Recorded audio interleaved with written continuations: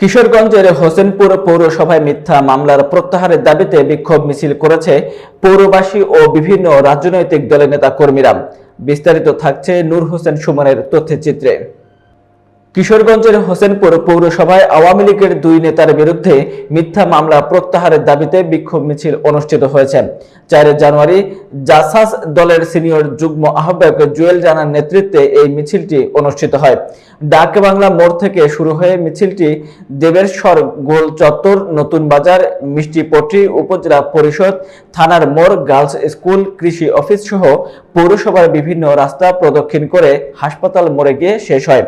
বিক্ষোভে বক্তব্য রাখেন জাসাস দলের সিনিয়র যুগ্ম আহ্বায়ক মোহাম্মদ জুয়েল রানা, পৌর বিএনপির সম্মানিত সদস্য কুদ্দুস মিয়া এবং যুবদল নেতা মাজহারুল ইসলাম। তাদের অভিযোগ, দীর্ঘ 17 বছর ধরে আওয়ামী লীগের আমলে মিথ্যা মামলা ও বিভিন্ন ধরনের হয়রানির শিকার হয়ে আসছেন তারা।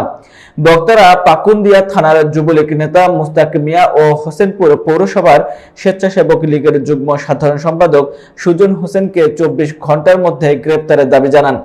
ছাত্রদল, যুবদল, স্বেচ্ছাসেবক দল, জাসাস দল, কৃষক দল, শ্রমিক দল সহ বিভিন্ন দলের নেতারা এই দাবি জানানোর পাশাপাশি মিথ্যা মামলা প্রত্যাহারের আহ্বান জানান। সাবেক স্বেচ্ছাসেবক লীগের জয়েন্ট সেক্রেটারি হোসেনপুর পৌর শাখার এবং তার ভাই মুস্তাক পাকুন্দিয়া সুরাব এমপির পিএস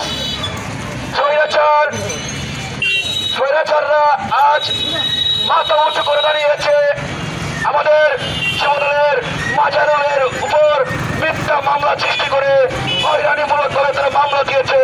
আমরা অবিলম্বে সেই মামলা প্রত্যাহার চাইছি।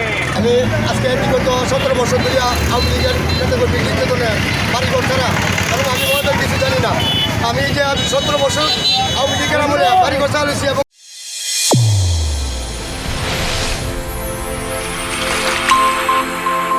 চ্যানেল A1 হৃদয়ের স্পন্দন।